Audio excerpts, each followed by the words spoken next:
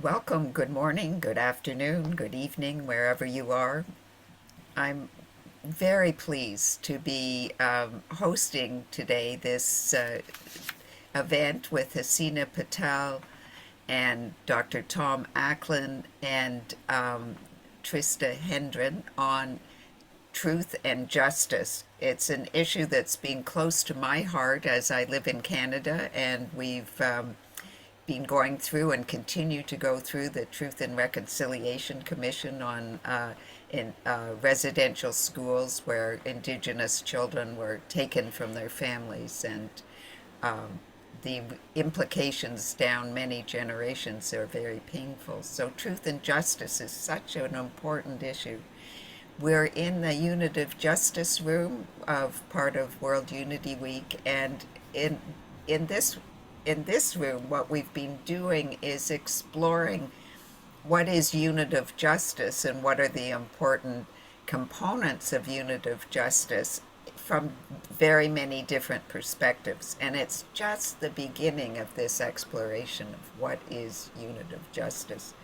So I welcome those who are here and those who will be listening to the recording, because join us in this just amazing exploration of the evolution, we hope, the evolution of justice. I'm going to do a brief introduction of the presenters today. I'd like to say also, because you'll see, Pamela is our tech host. Anne Marie Verhoeven is my colleague and friend and co-founder of the Hague Center for Field Inquiry, who's hosting this room. So welcome, Anne Marie. And so Haseena, I'm just getting to know Haseena, but I'm delighted that we're connecting now. She's a healing breakthrough coach, creator of Healing Breakthrough University, an international speaker, yoga instructor, Akashic Records reader, which you've been doing every morning, I think, on the World Unity Week, poet, peace builder, and certified deep time leader from South Africa. Wow, like all those things, right? She is a co-founder of Leave No Girl Behind International, a non-profit organization empowering teen girls worldwide through leadership programs. Their organization has made a difference in the lives of hundreds of girls to date. Her fifth book, The Truth Walker's Journey, The Unbecoming of Who You Are Not, ooh, I like that subtitle, will be birthed into the world in 3 weeks. Congratulations on that. Welcome, Haseena. Mm. Dr. Tom Acklin is a leading edge voice in neuroscience and gut brain integrity. Neurologist Dr. Tom brings his expertise to people suffering from autoimmune conditions and cancer. He is passionate about helping us understand the power of the microbiome in reversing almost everything we call modern disease. Tom is also a meditation facilitator, helping people celebrate the struggles in their lives, seeking a mind-body clarity. His integrative work helps clarify energy medicine, the energy medicine field dynamics, and gives practitioners of all kinds new ways to optimize their patients' abilities to receive the therapy they provide. And Tom and Haseena, when we get started, it would be interesting your connection with this truth walker, the truth and justice that we're doing. And Trista, welcome Trista Hendren, uh, and she founded Girl God Books in 2011 to support a necessary unraveling of the patriarchal worldview of divinity. Her first book, The Girl God, a children's picture book, was a response to her own daughter's inability to see herself reflected in God. Since then, she has published more than 40 books with hundreds of contributors from across the globe. And this is a quote from Trista. We must begin to reclaim the lives we thirst for and stop reinforcing the tyranny we were dictated. The structure we uphold is the one that will prevail. Great quote, eh? The structure that we uphold is the one that will prevail. Let's uphold a new structure of truth and justice. So welcome, Haseena. I'll pass it over to you now. Thank you so much, Diana Claire, and it's such an honor to be in the Unitive Justice room. So I'll start with this, that we're in this present moment, and we're all conscious people and looking at what we feel life asks of us. What do we want to leave? How do we want to take care of our world? And what is it we want to do? But the question that's really being asked is not what do we want to do? It's who do you want to be? And when we come from who we want to be, then the doing comes of its own accord. So having said that, I'll just explain my journey and how the Truth Walker's journey, the book, came about, and why the Truth Walker's Manifesto came about. And I'll say this, that Anna Marie and I were actually talking the other day, and she was saying that she put me on the spot by, it was in an audience, and asked me to say something, which I did, and I really enjoyed that. And she said that I usually don't put you on the spot, but if ever I ask you to, if you'd like to say something and you don't want to, just say no. And I said to her that I'm a woman, and at that, a non-white woman in South Africa, and I've been also exposed to cultures in my childhood where women are basically not even seen and much less heard. And I said, I will never say no, because that is the right which I felt I was born with, and I didn't get to explore until much later. And as much as my voice was heard, it wasn't heard powerfully. So here's the beginnings of it all.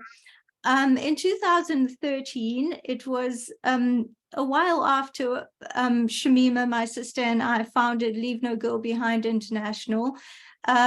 We were going towards our first empowerment event, and I noticed that, well, when I looked at myself in the mirror, I saw that my right breast was a little bigger than my left breast. And I thought, well, I explained it away in many different ways, and then discovered that, okay, there is something there, and I was a little afraid.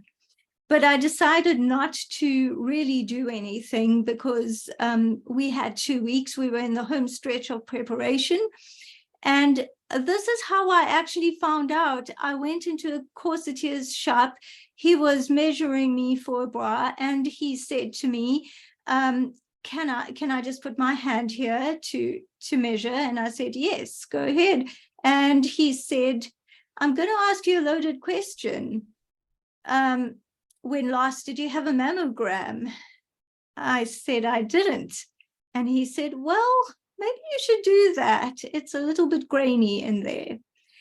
And I just panicked. I mean, I come from a medical family, so I went home, I Googled everything, and with a lot of Googling, discovered that it was a fibroadenoma. I know how to diagnose conditions. So when we finished the Girls Empowerment event that Sunday, I phoned someone, a colleague who used to work in the hospital with my dad. My dad had crossed over in 2008, and basically with all the tests, it was confirmed, and it was recommended, because it was so big, I had to have an excision. But the question I started asking myself, which led to truth, is that how does someone who's 4'11" and a half have a growth the size of a lemon in her breast and not even know? or take notice. Like, who does that? And I realized that I hadn't been paying attention to myself and started asking myself questions. On the deeper level, the question was, what is your truth? So going from there, I started blogging this journey about what my truth was, and this whole journey with the fibroadenoma. With the excision, I had asked the plastic and reconstructive surgeon, can you please show it to me? This is a spiritual experience. I'm blogging the journey. And he said, well, you're never going to remember any of that. You won't even be awake. Let me take a photo, which he did. And I actually looked at this, and while it was a very fearful reminder at first, it made me think of what we can actually come through and the gifts that really lead to our truth. And we don't often see them that way. We were having a discussion last night about how the darkness is so necessary, because we see the darkness as the opposite of light. It is not the polar opposite of light. Darkness is just the absence of the light. And it is only when we see the darkness that we really appreciate the power of the light. And as we come into this realization, we're able to come into, well, what is my truth and where does it start? So the Truth Walker's journey was born. It really came through me. And in that book is the Truth Walker's Manifesto. I'm going to just pull up the Truth Walker's Manifesto to share so that we can, you can just get a sense of it. And I'll just read the 8 principles of the Truth Walker's Manifesto. And I feel the reason, the fact that we become truth walkers. A truth walker is someone who walks in the deepest level of their being, who really aligns themselves with who they are at their core. And we all have moments of that, when the moments become such that the misaligned moments are very few. Then we become truth walkers. So the first principle is, I am mind, body, spirit, birthed from, of, on Mother Earth. I am the personification of 13.8 billion years of evolution. And that's when the awakening starts, when we realize that we're part of something so much bigger and that we're an expression of the universe. And the second one, I choose to journey inward, listen deeply, and connect with Source within. And Source within, put in your own words there. It can be higher self, God within, your heart, your center, whatever it is. But journeying inward deeply and listening. The third point is, I choose to be my deepest truth, bringing the energy of love and respect to every being in every interaction, including interactions with myself. In other words, that's called the being. In other words, coming from alignment. The fourth point is, I choose to free my being from the constraints of expectations, approval, definitions, circumstances, thoughts, words, actions, and reactions that don't feel aligned with my deepest truth. And that is the freeing when we're being our truth, and we free ourselves from all the white noise around us. We're aligned. The fifth principle, I choose to consciously heal to my next evolutionary level of being. And that's the healing too. We're always in the natural process of life that we call healing. And the sixth principle, I am interconnected with every being on Mother Earth. I choose to contribute to our collective evolution through my own conscious evolution. The embracing. And we're always contributing to evolution, whether we're doing something or not. Just that ripple that we have in the moment contributes to the collective evolution. So when we look at choosing to, we are consciously choosing what we contribute, how we contribute, and how we're being. As life asks us, who will you be? And then we get to let me just move down here.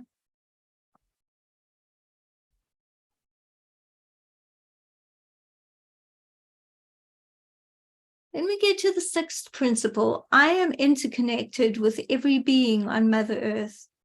I choose to contribute to our collective evolution through my own conscious evolution. Okay, that's the one that we've just done. We're not isolated. And it ties in with that first principle that I am born from and on Mother Earth. The seventh principle, I respect that every being has the right to live out their divine truth in, with, and from freedom. And that's the recognizing, that's a part that most of us struggle with, because we seem to want everyone to agree with us or embrace our point of view. And it's very difficult for us to understand why someone doesn't live out what we feel is truth. And the eighth principle, I choose to be part of creating a world where every being can live out their divine truth in, with, and from freedom. And that's the contributing, where we create the world where we can all be aligned and we can all respect and honor that alignment of each individual. So I'm going to stop sharing for a minute and just ask everyone who's here, who feels in this moment that they're completely aligned with truth, because we have a spectrum. Anyone feel that way? Okay. I know, I feel the same, Juliet, in this moment. Okay, yeah, that's just seeing the tiny bit of equivocation and the question mark in everybody's eyes helped me get to here, because I was nah. And as soon as Julia did that, I was, I can get there. Yes. And that's the whole principle of it. And really being in that moment where you can say, I'm not aligned.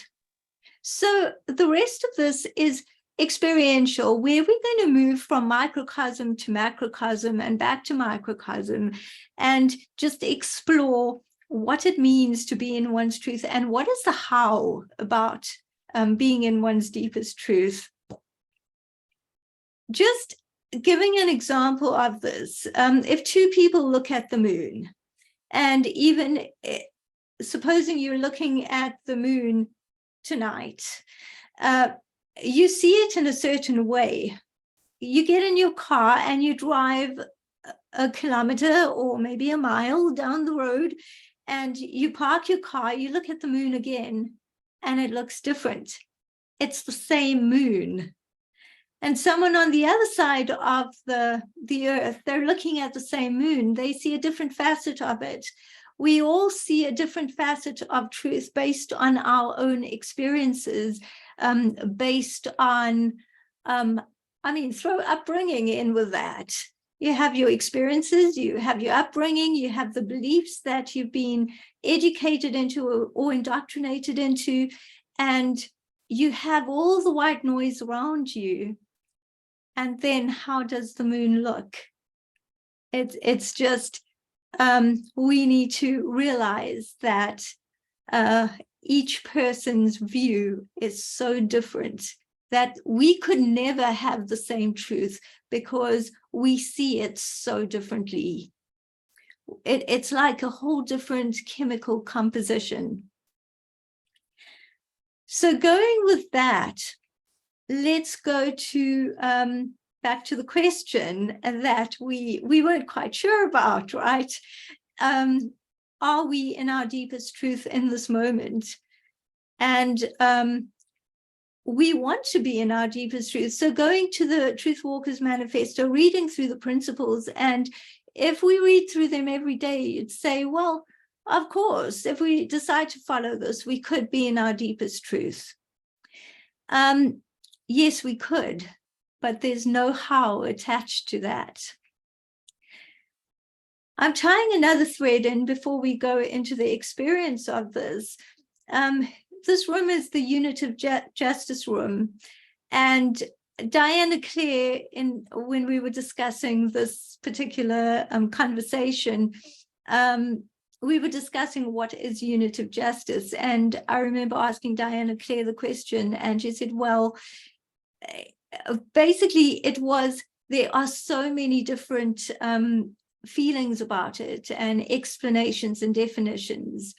So for me, Unitive Justice is where we're able to each come into wholeness within ourselves and come into healing. And when, as we feel healed, the collective comes into wholeness and healing.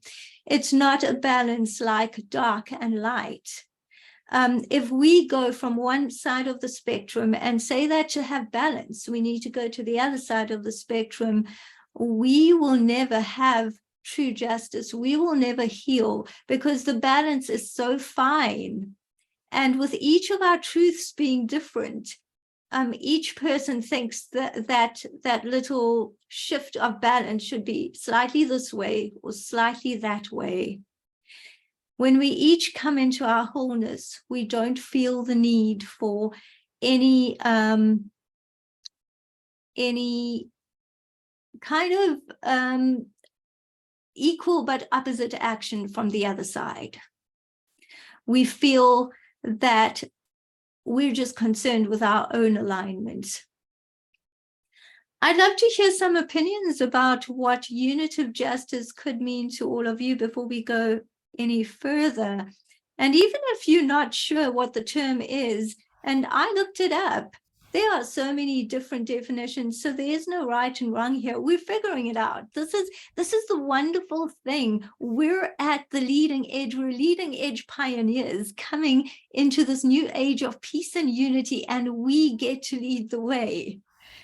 So any opinions on what Unitive Justice feels like for anyone? I just loved your points. And you and Tom know this, but I'm still kind of like recovering from a concussion. So my brain is a little bit mushy still. But what came to me as I was reading them and as I was listening to you read them again now is that it's so internally based, which is so powerful, because recently someone asked me something about, like, is it more important to focus inward or outward? And I was thinking it's inward because that's what we have the most control over. We can't control other people. So as a recovering codependent, I loved it.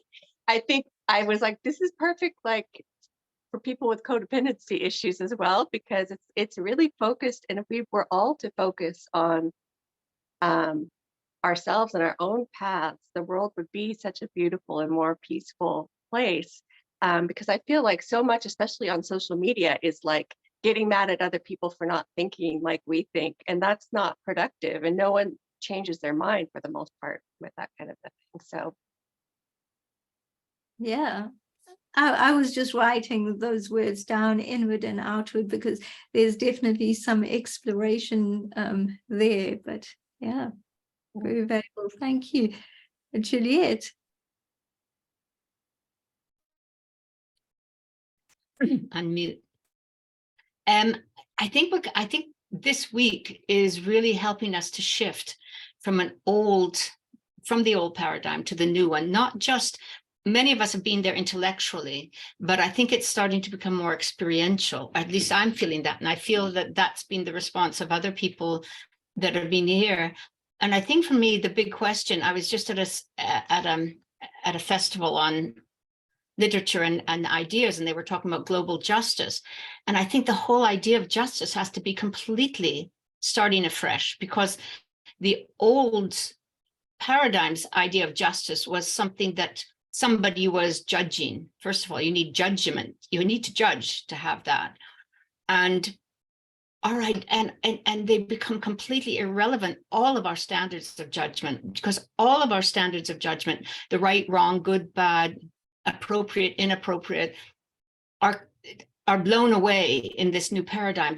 There's no room for the old way of judging, because all of that has evolved, it's dissipated, it's gone. And the new way is one that I think we need fresh eyes, ears, a whole fresh perception to start to get in alignment with nature's way, and then put aside all of our ways of judging from before and look at how I don't know if it's justice even seems like maybe it's an old paradigm idea, because it kind of, to me anyways, gives the impression that humanity is in a position to judge.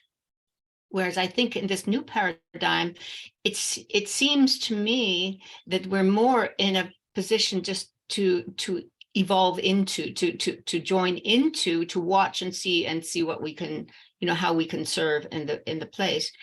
And one question I had also about your manifesto, I thought was beautiful and brilliant.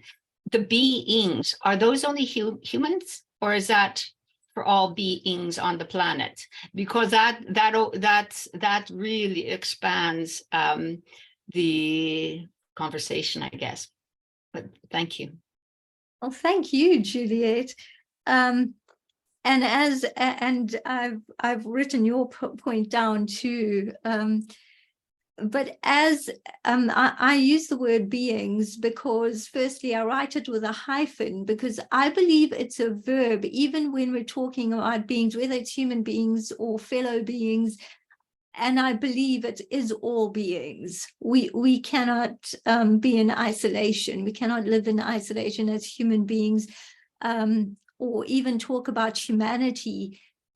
We've got to talk about all beings. I am you because I am me because you are you. We can't be without all the creatures and Mother Earth and the plants, and Mother Earth couldn't be if it wasn't for the universe. So, and which includes mosquitoes, by the way. it does.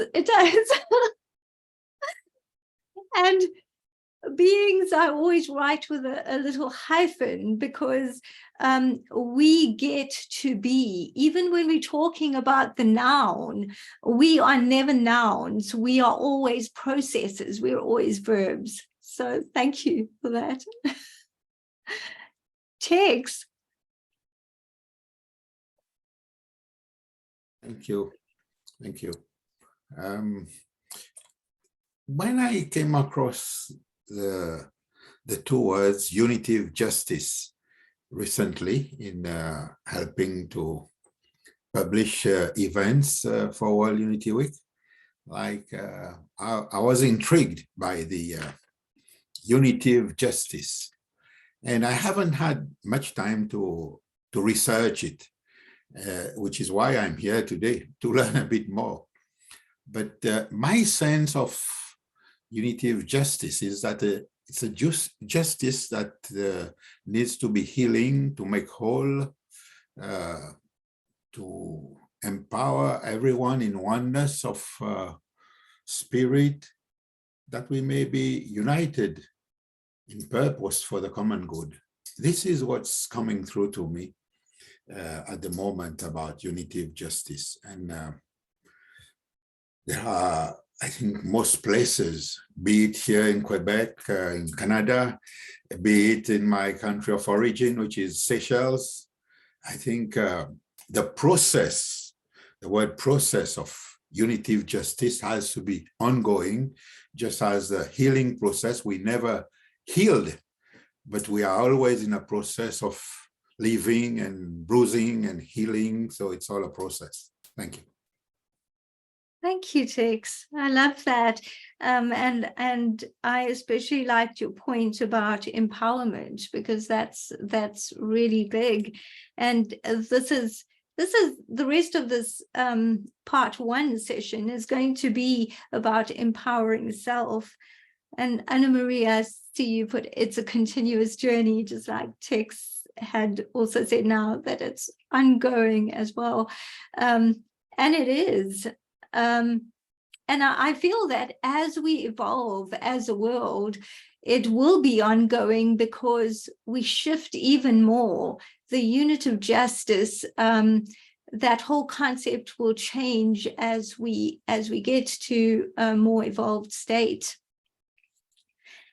All right, so here we go. I'm going to Can start. I just say, 'cause Yes, it's taken me a moment to let something emerge, but what I'm aware of for me is there may be many different views of unitive justice, but I feel that we're inquiring into what it is, and we're doing that here with each speaking. And we're doing it with other processes that allow a bigger field to speak through us. So the question that I always hold with this sort of inquiry is, what does unitive justice want us to know? So if we can imagine and think and have ideas of what unitive justice is, and we can do it from that position, but we also can allow ourselves to allow unitive justice to come through us and inform us from its perspective. And we, in the case of the Hague Center for Field Inquiry, we use systemic constellation work to do that, and other deep listening processes. So I just wanted to say we can actually flip where we're standing when we give our view. And for me, that's a deep inquiry that we're just beginning to get little inklings of what it means from that perspective. And so I wanted to bring that in today, that we can look at it from, that's another perspective we can look at it from. Thank you, Diana Claire. And that question is so powerful. What does unitive justice want us to know? And using that question, let's go back to the macrocosm, where we say, well, I am an expression of the universe. I come from Mother Earth. All the elements that are in the rocks, that are in Mother Earth, that are in our universe, those are within me.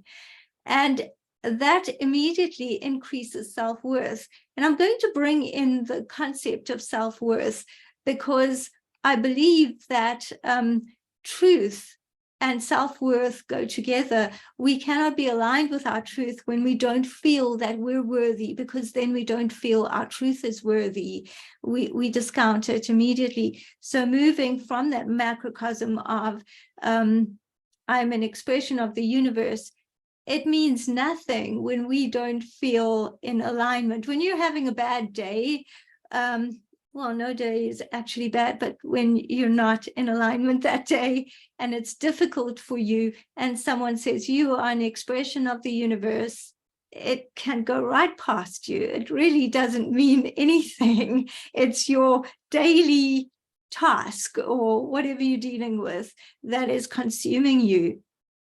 So I believe in the how, because if we don't look at how to do this in the daily moments, how to shift ourselves, then we can't align with our truth by choice, consciously. Like just choose to be aligned so that we can move into the place where not only do we feel aligned and we come from our truth, but we can see others doing this too, and we can support that journey and create that kind of world. We're just going to, what I do is Diana Clare, you talked about the unbecoming of who you are not. And we're just going to explore this unbecoming process. We come into the world worthy. When we're babies, no baby ever feels, can I ask my mother for milk? Can I get a hug? The baby feels that, of course, I'll get milk. Of course, I'll get a hug. Because at that age, the baby's not feeling rejected, not having a concept of there being scarcity in the world.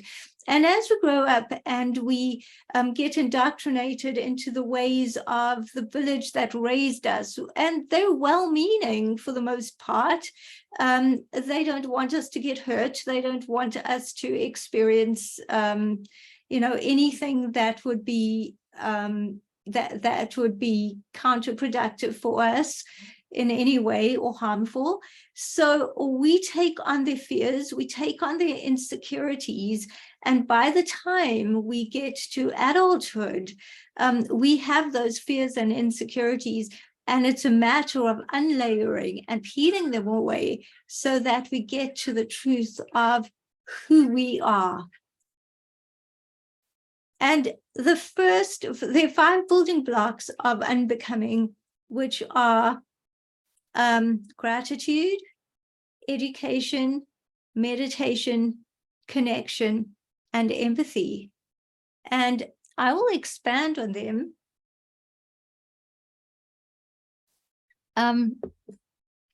We're going to look at gratitude because it's the most essential building block. And what these building blocks do is they get us into a state of where we feel our sense of self-worth, or maybe we feel just a little more aligned. And by the time we do that, we feel a little more aligned, we can move even further up and further up until we feel that I am worthy, and then move into the space of truth. And when we do that, then we shift the collective because we've shifted our own vibration. So we're going to go into gratitude first because it is the most basic, the simplest. I am very unlike a lot of people. A lot of people feel like they get up in the morning and they have a really clean slate and they start anew in the morning. I sort of wake up and go into the morning, and that would possibly, if I was going to feel anxious or a little overwhelmed, that would be the time. So I immediately go into gratitude. Gratitude isn't a list. It's not an intellectual listing of things. It's a feeling. What am I grateful for in this moment? And in any moment of the day, we can do this in 2 minutes and just ask ourselves, what are we grateful for? Sometimes it's a bit harder than other times, and there should be no guilt attached to if you're not saying something like my child or my, the people that I love around me. Maybe it's just your beating heart in that moment. So let's just go into this, just to raise our vibration and watch how the collective vibration gets raised. And we're already in quite a high vibration from World Unity Week. So anyone who feels like just comment on one thing. What are you grateful for? What do you feel in gratitude for?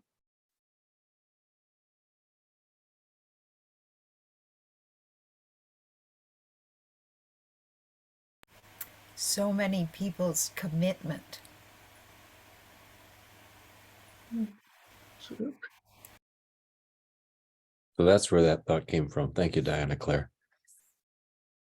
I was surprised that the first thing that came to me was that I am grateful for the gratitude that is coming out of other people, that's about to come out of other people. It was a really interesting feeling of surrender.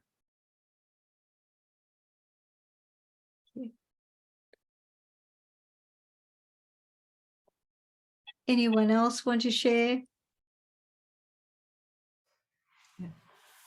I'm grateful for World Unity Week. Yes, we just had a call where we were all feeling that way this morning. It was such an emotional time. I'm so glad we had that call, Anna Marie. Well, I was feeling grateful that I have the time now to be here present and see you shine. I'm grateful for your presence here. Tex, I know you were raising your hand. I am feeling since a few days profoundly grateful for the realization of the power of ongoing healing. Of course, I ended up joining Healing for Rising Room in World Unity Week. I came into World Unity Week this year, trusting emerging coherence, as I say, and both Tom and yourself, Haseena, would know where I'm coming from having been together on the course at Deep Time Perspective, and healing. That healing, we can heal just like nature heals, and people can heal emotionally, physically, and there's great beauty there. And healing is part of the beauty of living. So I am at this point so grateful for the realization of the power of healing and the potential of healing. And I believe that humankind needs to tap into that ever more. Thank you. Thank you. Yes, I agree. We're healing, always healing to our next level, and healing is alignment too. And healing is that wholeness, that in my eyes, unitive justice, because that's what it ultimately feels like. When I was 18, I got to vote for the first time. And why that's so significant is because I got to vote at our first democratic elections in South Africa. Before that, as you know, we had apartheid. And at that same election was the first time my parents got to vote. So that was very significant too. And I just remember the atmosphere. And the next year we had the Rugby World Cup, and South Africa won. And I tell the story, I always get so emotional about it because I've watched the movie Invictus a few times, but if you go to the movie, if you have watched it, that is what happened. And I remember sitting by the TV, and we were watching the finals with my family, and we were at the end of the match, and there was some extra time that was given, and we were a few points behind, and it looked like the New Zealand team was going to win. And I remember shouting at the TV, "Come on, just I wanted our team to win." And I remember my mom saying, "Look, but it's good that they just got to this place. Really, it's such an achievement. There's too little time left." And then of course everything turned, and that winning that winning kick, and we had won the Rugby World Cup. And what was amazing about it is you saw everyone waving their flags, new South African flags, old South African flags, and everyone was just overjoyed. And rugby was previously seen as a white Afrikaans sport, but here we were, all as one, the Rainbow Nation. So it was such an emotional time, and I feel it was a time that most of us in our country knew that we were going to be okay, that we were coming together. when that winning trophy was presented by Madiba and Nelson Mandela to the winning captain, Francois Pienaar, and he said, "Thank you for what you've done for our country." And I watched an interview after that moment was so true, where Francois Pienaar said, "No, Mr. President, thank you for what you have done for our country." And it's such a big emotion and such a big moment. And I believe all of us can point to such a moment where we feel that, that whole collective truth coming out. And for me, that was the biggest exploration of unitive justice. So going back, to the Truth Walkers Manifesto, before we open up the discussion, I'm just going to share screen once more, that we can actually consciously choose that. In that story, I know our country, we consciously chose as a collective to be in that moment. And when we're looking at raising our individual vibration, and you hear these powerful statements about gratitude that we've all made, then we can move on to, we can weave that personal statement and raise our vibration a little bit and weave it into, I am mind, body, spirit, birthed from on Mother Earth. I'm the personification of 13.8 billion years of evolution. And that's when in that daily moment you can awaken yourself, because we're moving from microcosm to macrocosm. When you feel your own worthiness slightly, then you can use the macrocosm of where you come from to actually birth that even further and feel that I am worthy. And when we're worthy, then we choose to journey inward, because we don't feel like we're going to a place we don't want to connect with. We don't feel like we're not worthy of being connected with Source within. And on that journey, we're able to come from that space within and be our deepest truth, bringing that energy of love and respect to every being in every interaction, including self, especially self, because when we feel worthy, then we're kinder to self.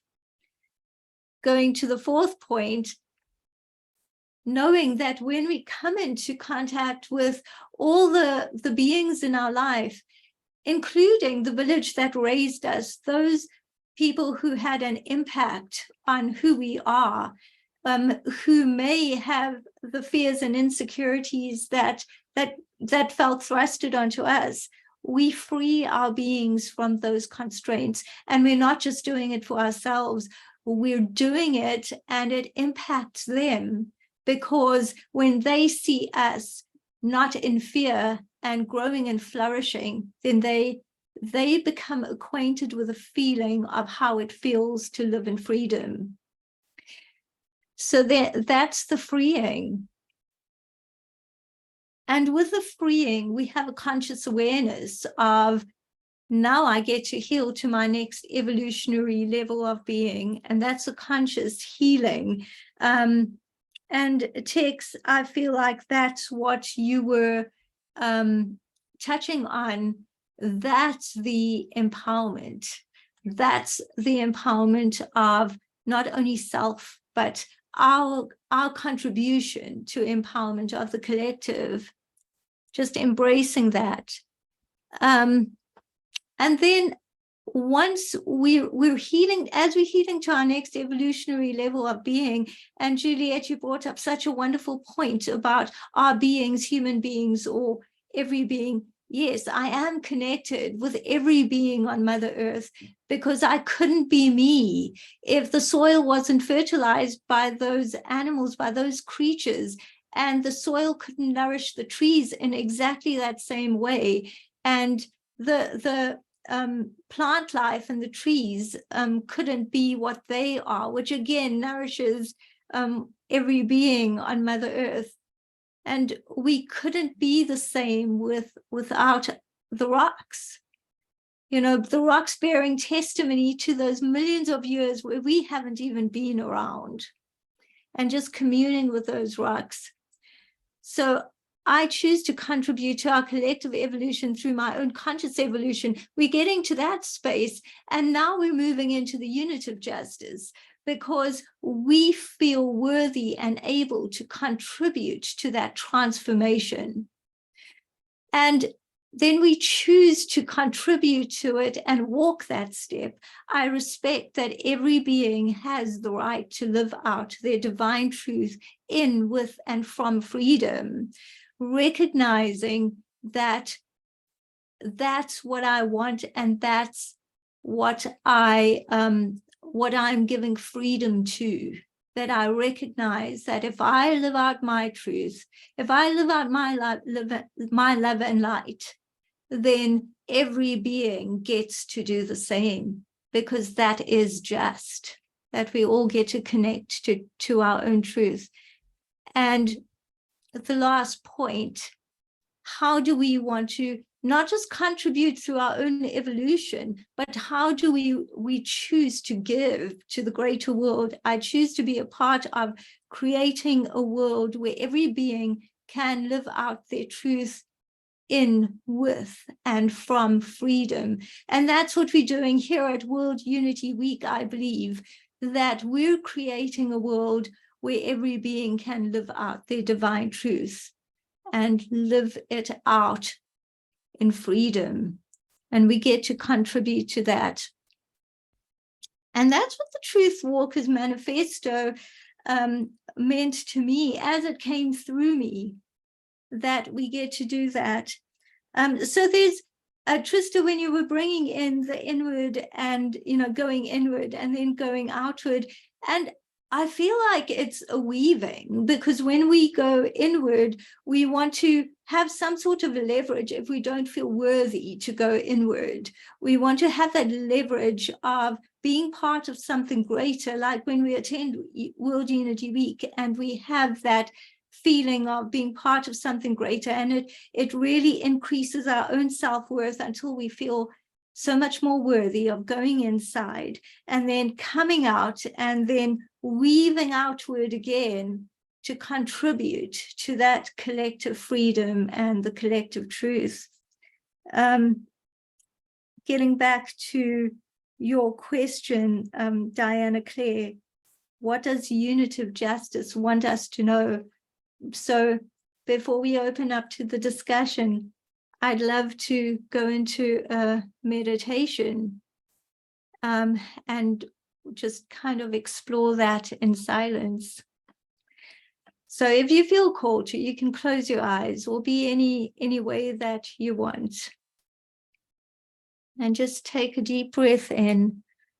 If you'd like to take a sip of water or something before that, go ahead.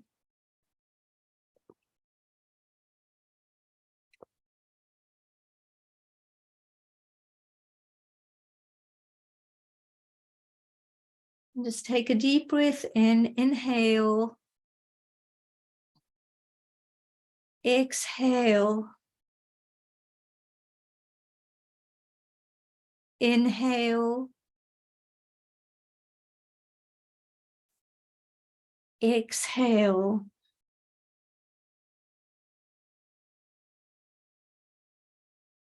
inhale,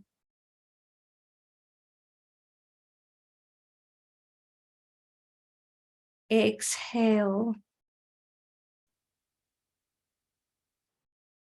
And just allowing this quiet moment to fill you.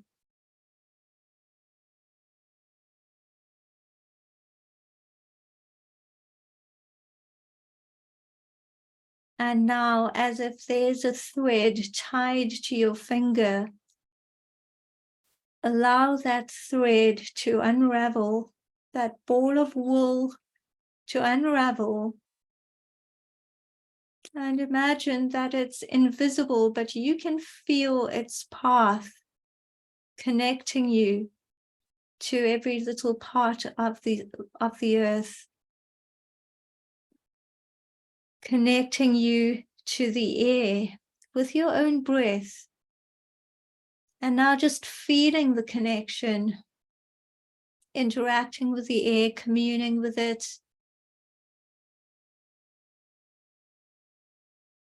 And these are things that need no words. And imagine a thread going from you to the creatures. Perhaps in this moment you can hear birds. Just explore your connection.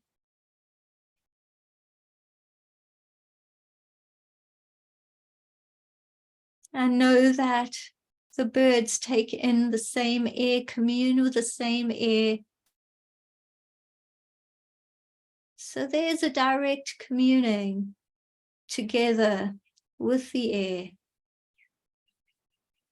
Perhaps you have a pet, or there is an animal that's not far away from you. And imagine that invisible thread going from you to whichever of your fellow beings are in the vicinity. Maybe even not your direct vicinity, but somewhere in the vicinity. And just feel the connection with them. Again, communing with the same air.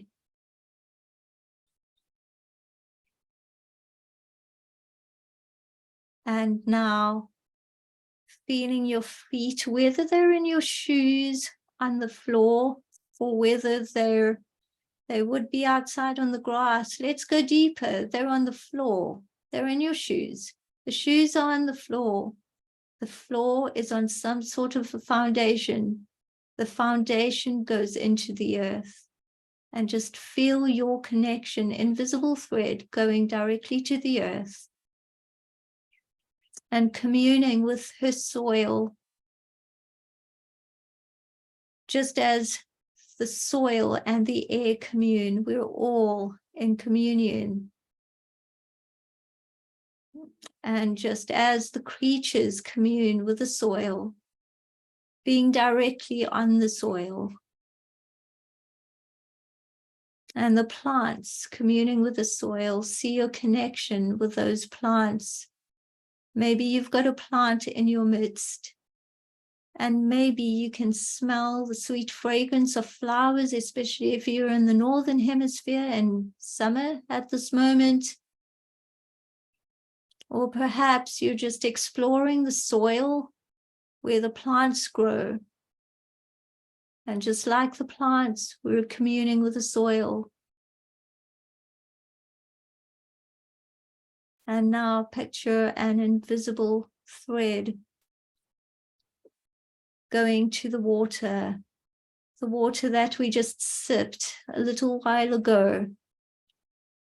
And that water going into our bodies, nourishing the cells, knowing which cells to nourish, communing with our cells which have communed with our food, the food which has communed with the soil and the air and the plants. There is no separation here. And just feeling your connection with all that is on Mother Earth. And knowing that Mother Earth is part of the greater universe. She could not be without her birth in the universe. And knowing that her electromagnetic forces have an effect on all the other planets, stars, every planetary body, all the bodies in our universe, all energy forms. Life is energy and everything is energy. So we are communing with the universe and we can feel its effects. We are expressions of the universe. And bringing that back to we are all that is. We are part of everything that is. Just take a deep breath And now coming to the question, what does Unitive Justice want us to know in that space of being all that is, expression of the universe, connected with Mother Earth and all her energy, all the energy of all life forms, standing on her soil, communing with her air? What does Unitive Justice want us to know? And just take a few breaths as you give yourself that silence of whatever comes into your experience.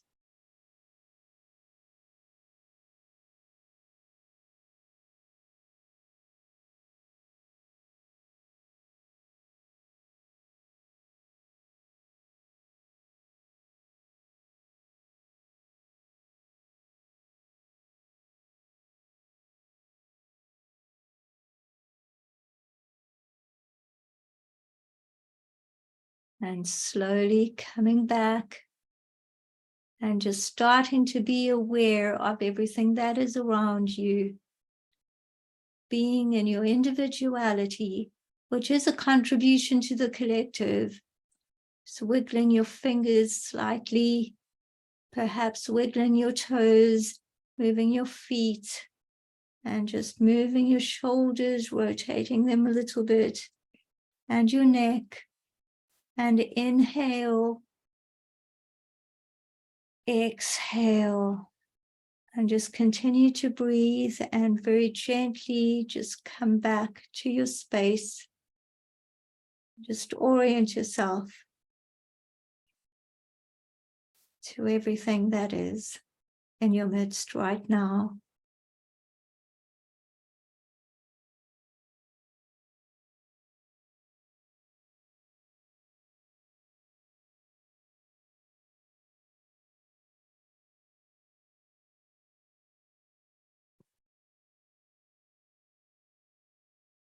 And let's just give it a few seconds of silence, coming back into the space.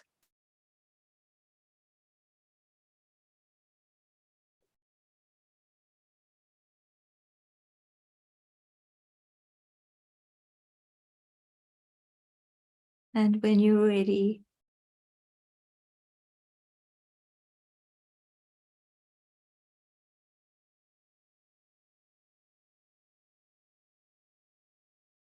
thank you.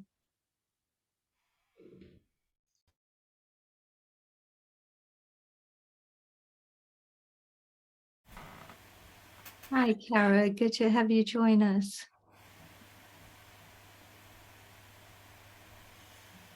Pardon? Yes. I was just welcoming Kara.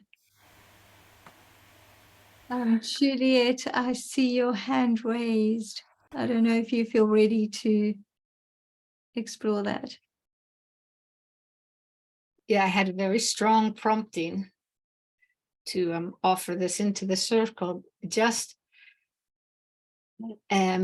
that when we start to see even viruses like COVID and the cancers and all of the organisms, microorganisms, what we call pathogens or whatever, but every atom and wave and particle of energy of life on the planet, when we see our oneness with all of them and see their divine right as much as ours to be here, and therefore to start to, instead of having a fighting resistance to things that we think that we don't like, having a conversation to finding out how we can co-create together. What's their message? What are they bringing to us? That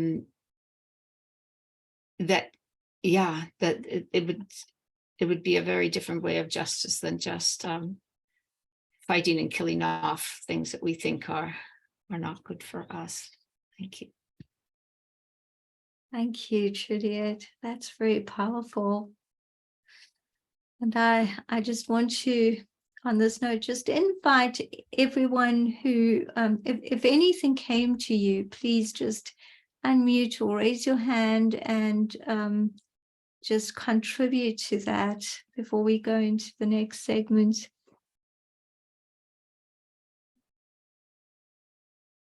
Diana, Claire, I know how passionate and heartfelt, the whole concept of unitive justice is for you. Is there anything you would like to share that came for you? So the message was, first came as a message and then a visual, so I'll explain that. The message was, remember I am whole, unitive justice, remember I am whole. And then there were images of, and it was two parts. So imagine a form that's a wholeness, and there were little fragments, like, a multi colored fragments in it. And there was a sense of those fragments are coming from where we've been with justice and more, like all the energies, and they're coming together into the wholeness. There was that, but there was also, and this was it felt like a bit of a warning, of being careful not to just take a fragment from the wholeness and separate and then cause separation again. So it was kind of this both coming together, and then oops, our minds tend to fragment us. There was that, and the second thing was there's an energy movement from justice where it is now. This was very physical for me in my body, where justice and the polarized justice and right, wrong, good, bad in the lower part of the body, in the gut, and then the energy is trying to move up into the heart, and there's a need for it goes through the knot of Vishnu in our subtle anatomy, so it needs to twist through this narrow place, and I could feel the energy building to try and make its way in the twist. We can think of the knot of Vishnu as the Bible story of the eye of the needle. How do we get through the eye of the needle with all our baggage? We don't. That's what I was shown. It was great, actually. Thank you. Thank you. Interestingly, I also received the message, we are oneness. Like it kept on, the message was persistent, oneness. So, thank you. Tex. Thank you. I sense profoundly that unitive justice is the apex of justice. There's restorative justice, correctional justice, truth and reconciliation. We've had a Truth and Reconciliation National Unity Commission in Seychelles that lasted 3 years. They handed the report end of March. But unitive justice is being called, or is calling us to live in spirit and in concrete actions. The conviction that we are one, that we are in oneness, all on the planet, animate and inanimate. We should all be caring. And I believe that in order to have the critical mass of persons really caring and helping to shift us into peaceful thrivability on the planet, we have to come to the realization that while we may materially be of the planet, we eat, the minerals in our body, but that we are in fact beings of the cosmos. We are I call it ecozoics. I think we have to come to that realization, and in that realization, have the reverent humility that we are part of the consciousness of the evolution of the universe. I think there's something very profound. Now, I am sharing here, what I am articulating now, maybe first time I'm putting it all together, so, but I feel very much, it's as if I was having a conversation with you, sitting down in the living room, because I know most of you for a few years even now, and have been engaging in very profound conversations here and there. So what I'm saying is I'm feeling it very profoundly. And I'm in awe and wonder of what comes out of this crucible of humankind that is South Africa. We've had Gandhi that went through South Africa, and he became, what we know of him, the Mahatma who led to India's independence without having war and all, and a minimum of violence. And we've had, Nelson Mandela.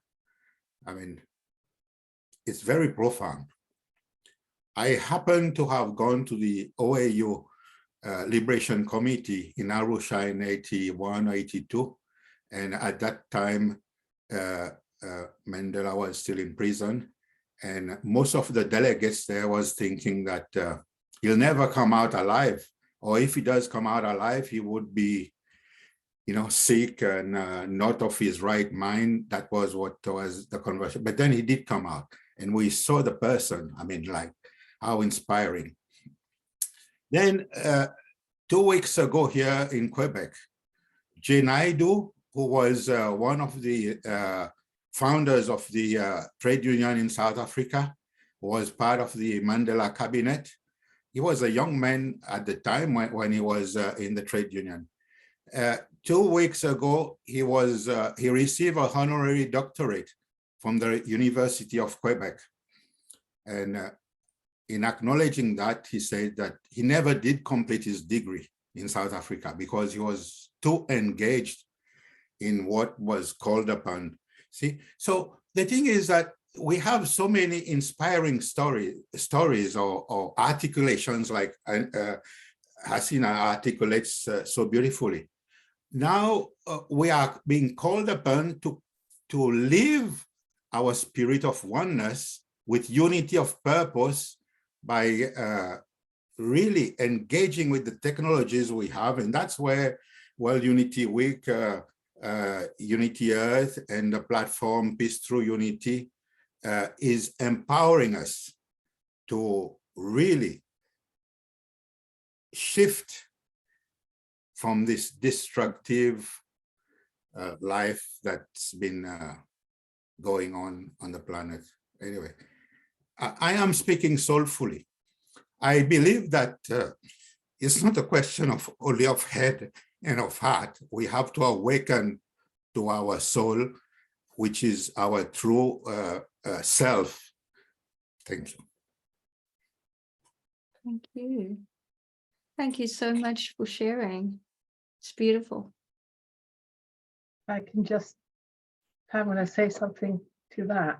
Thank you so much, Tex. And what Diana Claire and I were speaking about recently also was the realization that for us at the Hague Center for Field Inquiry and the Hague Center, two of the methodologies, the deep, what that we really deeply carry within us, are also inspired or coming out of South Africa.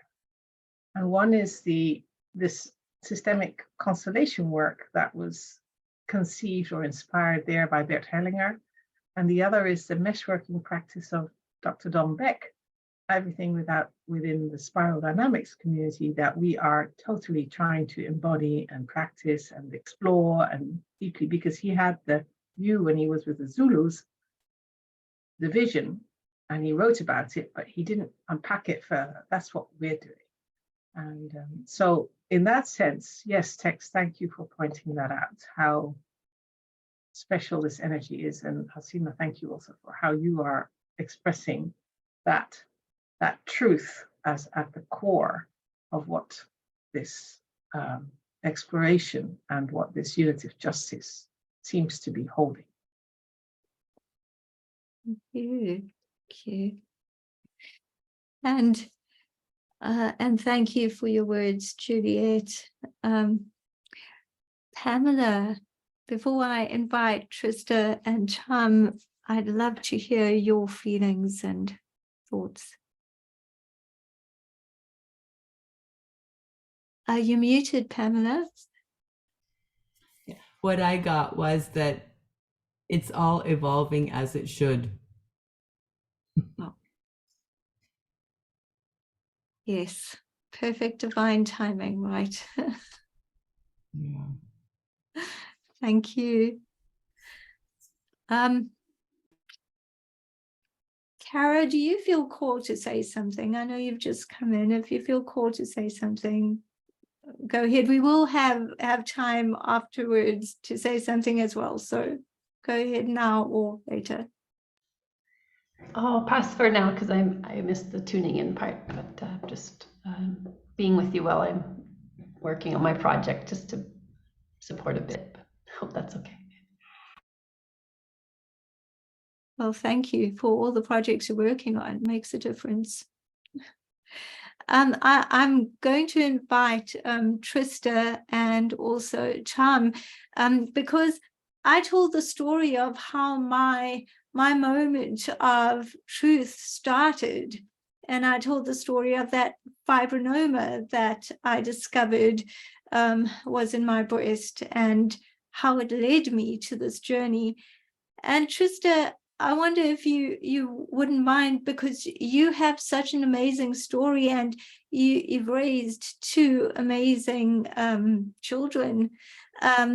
Just speaking to that moment for you, that moment of truth, because I read it on your bio, and of course I know you for many years, about how your daughter, you talk about your daughter and the self-worth, and I'll let you use the words because I wouldn't be able to express it like that. But yes, if you could just share what your moment was, you know, that microcosm moment that leads to us contributing to the macrocosm.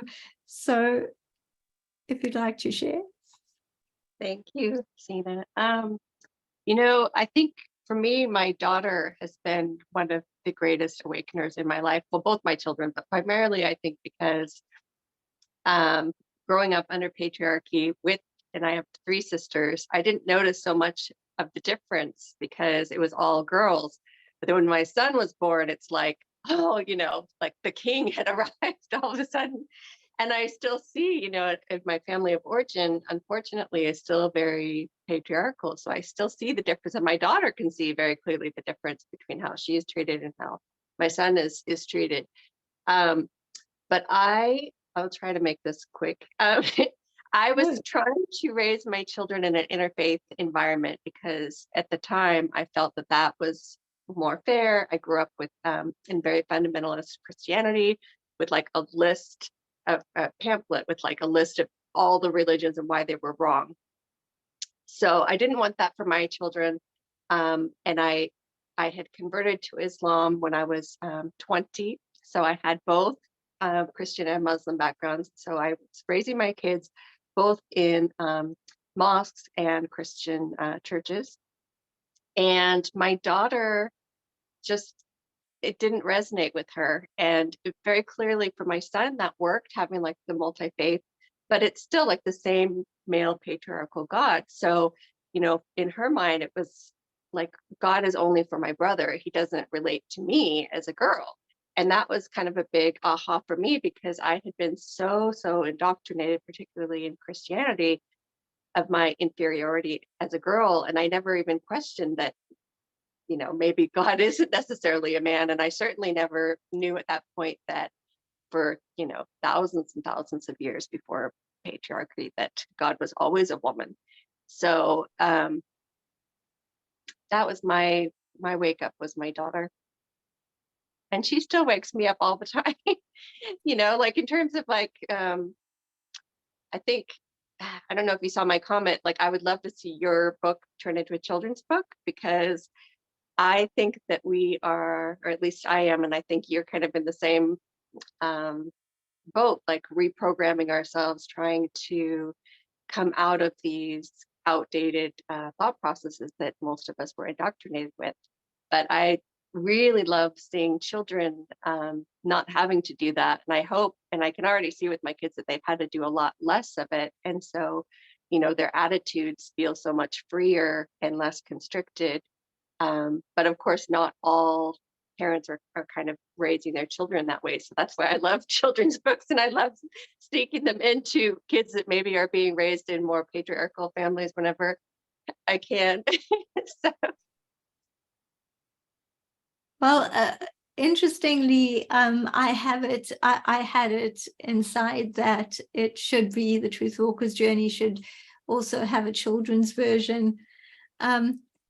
But what I'd like to ask you with what you just said is that how having that, you know, that moment with your daughter, how has it changed the way you contribute to our world and you contribute? Because for me, you contribute to that unitive justice. Your books and your words have made me whole, because I had the same thing where I didn't feel that sense of self-worth as much as I told myself I was worthy, that as a girl growing to a woman, and even as a woman, it took me decades to feel that.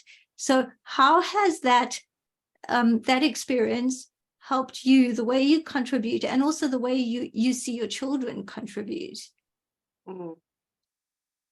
I really feel, I hope I don't start crying, but I have felt since the moment I got pregnant with my daughter, I do not want her to have the same life that I had. I don't want her to suffer abuse. I don't want her to have financial hardships. I don't want her to be sexually harmed. And so every time I feel like giving up on this work, I think about these younger girls and the world that I would like to see them live in. And with my daughter, she's just so amazing, and she just blows me away every day. And I kind of even just think of like her friend group as like our own little ministry here, you know, like having other kids to the house, and my son's friends as well, because there's so many children that don't really get the love that they need at home. And I could go on and on and on, but I think that I don't know. Have I answered your question? I feel like I'm just rambling on. No, you're not. I feel it's how you see the world and what you contribute because of your moment of truth. And how did it? How did your company, the Girl Guide? What was the direction or the intention there with all the books you put out? Because they certainly have a theme, which is why I thought, oh, Trista would be so great for, you know, this unitive justice conversation, because they have this theme, you know, going through them. I didn't have a a plan. I just had I wrote down the first book based on a conversation with my daughter. And then my husband encouraged me. He's like, well, you should make that into a book, you know? And I had seen a psychic years ago who said, you have a book in you, at least 8 or maybe 10. I was like, I do? Okay. Because I have a business background, and I was a mortgage broker for 13 years. So I was on a completely different path. And then the market crashed in 2008, and I just kind of went through a divorce at the same time. 3 of my grandparents died very closely together. So I really had kind of like all my foundations shaken. And I really wasn't sure what I was going to do with my life. So, and my kids were young at that time, so I was primarily focused on raising them. So, yeah, this kind of unraveled, one idea after another. And then, first it was my ideas, and then many other women would come to me with ideas. And now I have more ideas than I can ever possibly do anything with. But I always think like, okay, it's still good to have the idea because the universe will pick it up. And it's not necessary that I do everything or execute everything, like other people can do it. And I'm always happy when someone takes an idea and just runs with it, because I think like all my projects have been collaborative, and I think we can do so much more collaboratively. So I love that. And the reason that I've asked you all this is because even for people who may be watching this recording later and think, well, unitive justice is is a concept that is so much bigger than them. Like, I'm just a person walking the earth, doing whatever work I do. But when you get right down to it, take it right back from that whole concept, the macrocosm, right back to the microcosm. And where does your story start? And what was that moment? And, so many people can see through your story how, for instance, for you, the whole gender justice piece started coming together because of your own experience. And how can we take our experiences and put that into how we contribute when we feel called to contribute? So thank you so much for that, Trista. And then Tom, I remember, where were we? We were at one of these sessions at World Unity Week, and you said, I think people were naming different types of justice, and I remember you feeling that, well, it's interesting that medical justice didn't come up as one of the types of justice. And you've had such a moment of truth, and it has just rippled out. I mean, not only to you, but obviously to me as your partner, but to just the greater world. You've transformed so many lives just by carrying your message.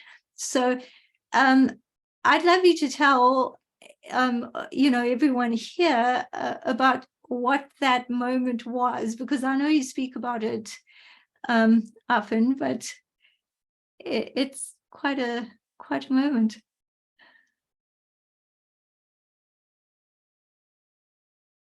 Well, thank you, and I'll take a breath before I answer, because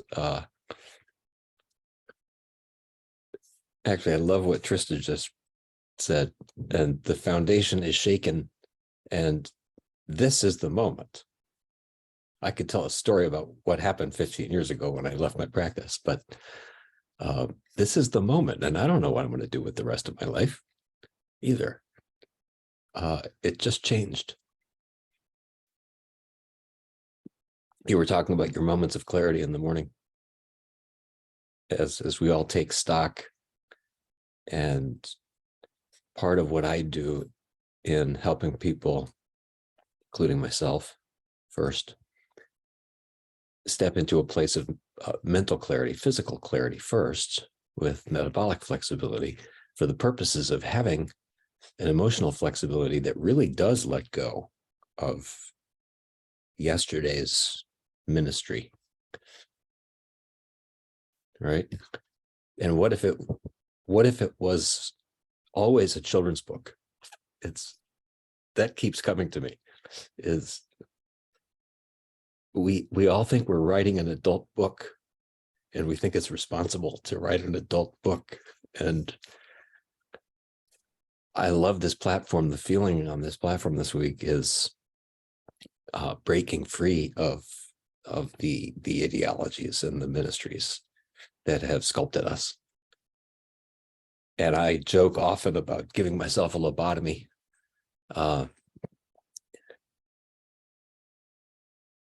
That too has been a progression, because it used to be, years back, it used to be How do I give them a lobotomy? Now I realize, how do I give me a lobotomy? How do I remove the neocortex? Juliet left, but the picture behind her moved me a lot yesterday. And that was Carmella's art, by the way. And the brain on its side turning into the tree, and the neocortex being the transition point, being the wisdom of the microbiome of the soil equals the wisdom of the microbiome of the microglia. The microbiome in the gut in the human being confers a competence of the glial communities, and the glia are the support cells for the nerves in the neurons in the brain. So all of that to say is this feeling of the ever evolution in truth and reconciliation. Truth would be the lobotomy, I think. Truth would be call a spade a spade.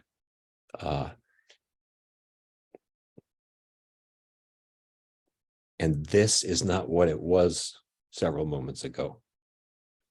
This coming out of my mouth is not what it was when it began as a thought, because of you, because of our community and our tribe. And this is, I don't think kids are supposed to be safe and get everything they need at home.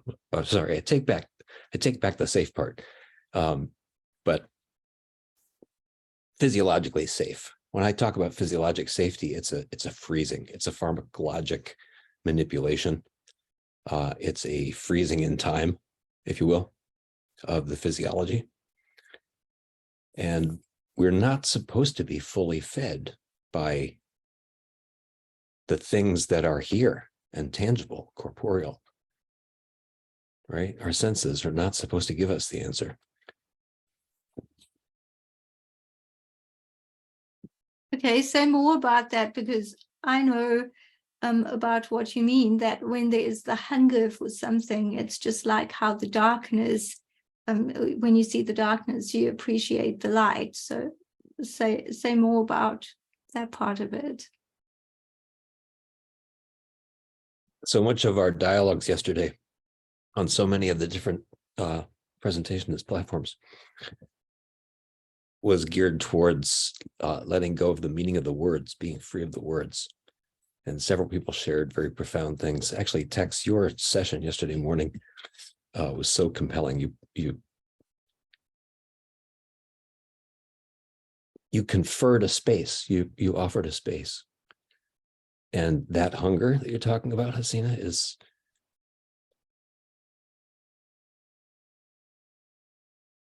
that's the permission in this,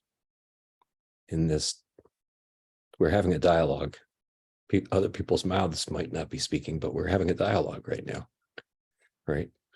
And there's this emergent wisdom that appears.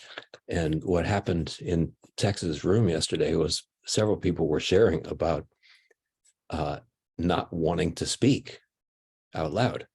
And I was one of them. And I'm not one who doesn't want to speak most of the time. I usually like to speak. I've had some practice at sharing my opinions. That doesn't please everybody all of the time, but I'm not used to being quiet in my brain.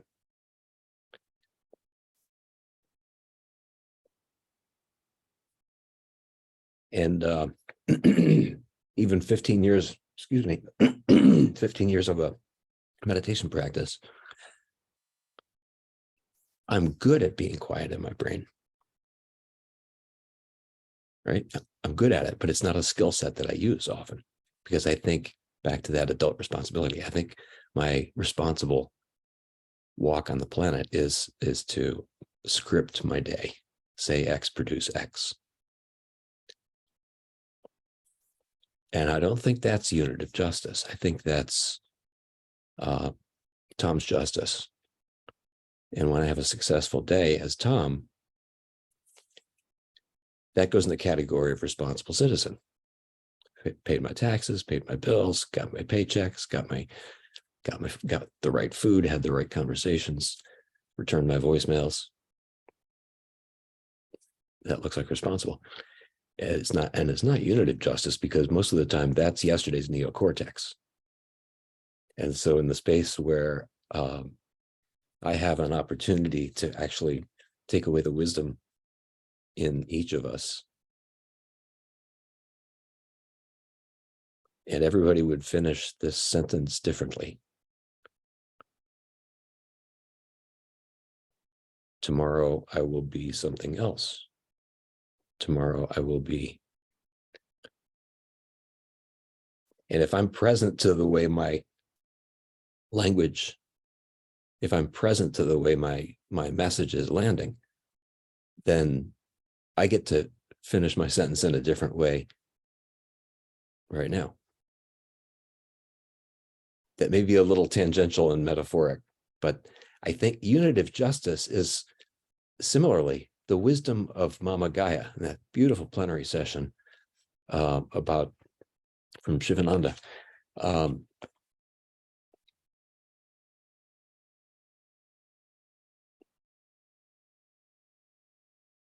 The emergence of the wisdom is supposed to be a surprise. Yeah. And if you take away one tiny little element, then all of a sudden you've disrupted the system. Mm-hmm. And what you said was so was such a great point, because you hone in on the fact that I am always evolving, and if I think of what I've just done, I'm thinking of my past version of myself, and that is a very important component of going into, well, what do we want to contribute to the world, and asking ourselves that in every moment, and knowing that in each moment, as we evolve, the answer will be slightly shifted and we contribute something different. And just in who we are being, we're able to contribute something quite unique in every single moment. So going back to the whole macrocosm, the macrocosm of the collective, that we get to contribute to, what do we want to see? What is the world that I wish to see? And I get to create it. And then coming back to the microcosm of, let's take me, and I choose to. And who will I be? Back to the beginning of it. Who will I be? And asking that question in every moment, being a truth walker, being present in the 8 principles of the Truth Walker's Manifesto.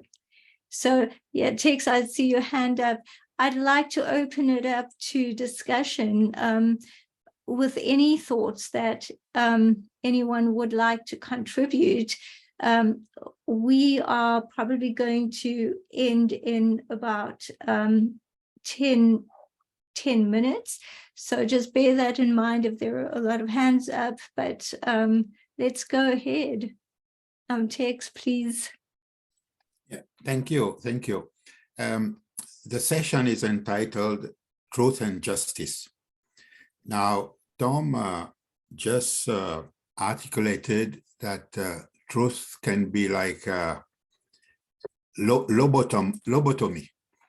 Now, for having sort of witnessed a process of truth, reconciliation, and national unity in Seychelles, afar, although I have been advocating for it for several years after I left in '88, and for having read about what went on in South Africa, knowing a bit what's going on here in Canada, truth can be a very botched surgery.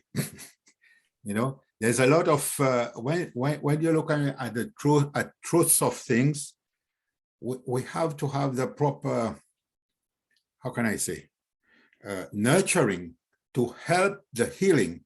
And I feel that unitive justice as a concept and possibly as a philosophy has to be developed. I like the way Diana Clare puts it in the sense that what is it calling us to do? How is it speaking to us? I like this openness. Now, I haven't researched it, so I sense there's a lot of potential there, and it can help to heal the process of healing in so many areas. So I am very hopeful because I'm trusting the emerging coherence as we come together sincerely for the greater good of all. Thank you. Thank you, Tex. I love how you put the nurturing, and maybe that's a word that I think would be so fitting for. We get to nurture ourselves, and when we do, we know our truth and we can become aligned with it. We get to be in that space, and then the contribution just comes of itself.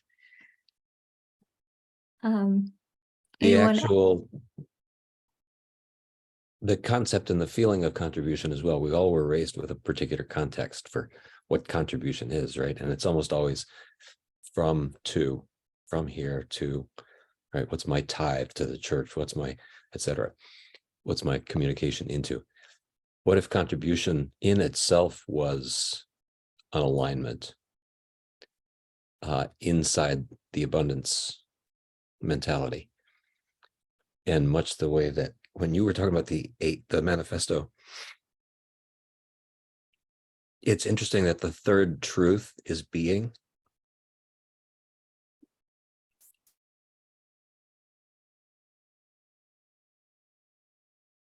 And self-worth and alignment are that sacred interface, right? And that is in itself is the gratitude. It's not gratitude for the thing. It's the presence with an abundance mentality in the interface, in the sacred interface itself, the being. And then all of a sudden contribution isn't from to, contribution is the holistic. It's the metaphysic that allows from to. And I think there's something like that in the world of unitive justice and all of our social fabric conversations, and the narrative reconstructions that we'll do happen there. Yeah, I feel. Can you say one more time what there is? There is this holistic of recognizing that the Newtonian linear construction, everything corporeal, and unfortunately, paradoxically, we are all, linear, corporeal, stuck, handcuffed, but with the slight recognition of, much the way Diana Clare's note earlier that she was grateful for other people's gratitude. It's that.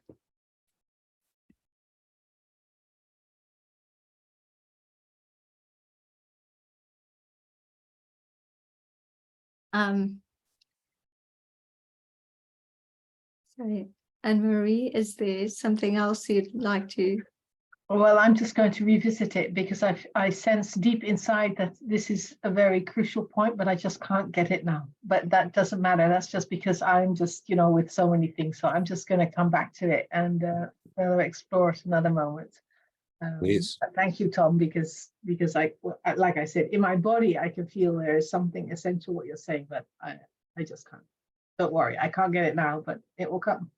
I will get back to you though. Beautiful. That's one wonderful definition of well-being.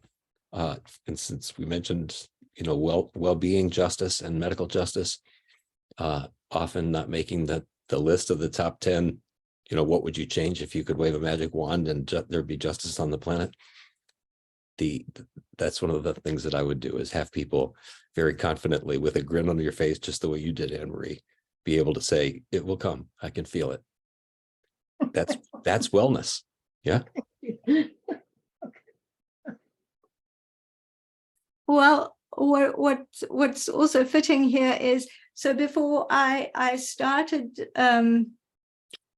before I came to this room for this discussion, there was a part of me, the neocortex part of me, and ironic as it is that the neurologist wants to recommend a lobotomy, but the neocortex part of me was like, are you prepared for this? And then I let go, and I grabbed my Akashic Records reading book. I don't know why I did that, and opened to a page. And what Tom just said, and what you, Anna Marie, started asking him about, Tom, you mentioned abundance, but so what came is, what is the highest good of abundance?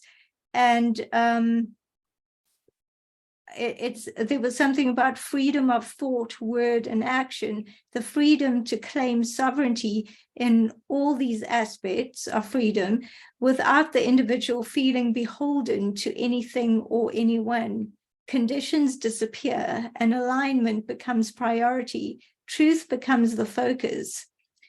When there is no feeling of competition, not enough,ness, and survival of the fittest, ego dissolves, and it becomes about the journey, not about the outcome.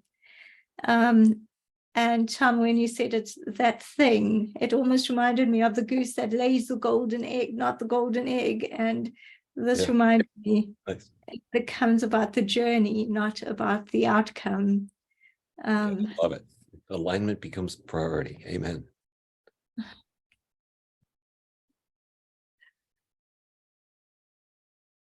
Anyone else would you like to contribute? There are a couple of minutes left, so.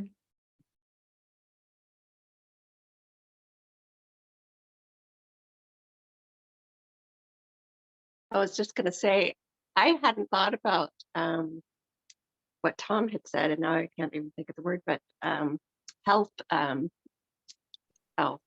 I keep losing my train of thought. But just Medical justice. I wanted to comment here as an American who has relocated to Norway that I'm just blown away. I had a tumor as well about 6 years ago, and I spent a week in the hospital, and there's no bill for hospital stays here. So, you know, had I been in the US, it could have been $100,000 or something. And I'm really glad that you're doing this work, Tom, because it blows me away. And my husband, it blows me away continuously. Like when I tell him stories from people back home that are either bankrupt from, you know, not having insurance, or even if they had, you know, like my cousin right now is dying of pancreatic cancer, and her husband's a firefighter, and they did a huge fundraiser for them. And he's like, I can't believe that all these things are not covered, even though they have good insurance and everything else, but they still, you know, had all these medical bills, and they didn't want her to pass, you know, go through her transition worried about this the whole time. I mean, it's just unbelievable. So you could speak more to that, I'm sure, with your experience, but I'm grateful to you for the work that you're doing. So I just wanted to. Thank you. Diana, Claire, is there something that you'd like to say as we're reaching the final moments of this? Well, my gratitude was for people's commitment, and I'll say that again because I think that all of this week is showing the large numbers of heartfully, soulfully connected and committed people to the world.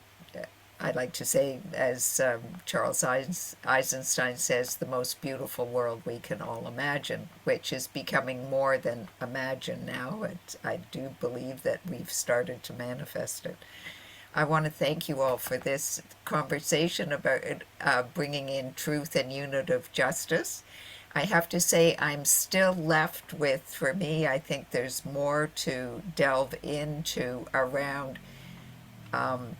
truth and how we see truth and its connection with justice. I think that you've offered us today, Haseena, and the conversation and the stories, a pathway to that. And as I said to you in the planning, I'm really curious, and I want to do text. Maybe you can help me in Canada here, but we do the truth and reconciliation processes in different countries. It's happened, and what's the actual after effect? What are we seeing? Has it shifted us to what we're hoping for, the unit of justice, the evolution, or is it still keeping us in down in the polarized states? So thank you, because it's begun, it's stirring more for me in the conversations we need to have. So yeah, beautiful insights. And Tom, thank you for adding the medical justice. I would consider that a very important part, and it was very interesting. It wasn't named in that earlier, in the earlier event that happened. So thank you. Yes, thank you all. Thank you, Haseena, for bringing this together, and for the Truth Walker. I think it's a beautiful manifesto, and I look forward to it being a children's book too. As a children's book author myself, I love that kind of format. So thank you. Thank you so much, Diana Claire. I've put the link in the chat, a bit more about Truth Walker. Well, it doesn't look like a link now. Maybe you can correct that, Shamima. But yeah, you can read a bit more about the details there. But thank you so much for everyone's energy and word contributions. Such gratitude. And now we're just going to move to, well, I'm going to, Chum and I are going to move to our convergence room, where he's going to talk a bit more about sacred food as leadership. So thank you so much, Diana Claire, for this opportunity. And you're welcome. I just want to say there's one more event. There's another event this afternoon where Dr. Caton is presenting her vision for a world constitution, and tomorrow Hilary Van Welter and I are doing another exploration using systemic constellation work on the archetypes of justice, and they have been calling us to acknowledge them and allow them to bring the messages. It's at the same time, 8 to 10 tomorrow morning, and would love your participation if anyone else can join. So thank you. Blessings all.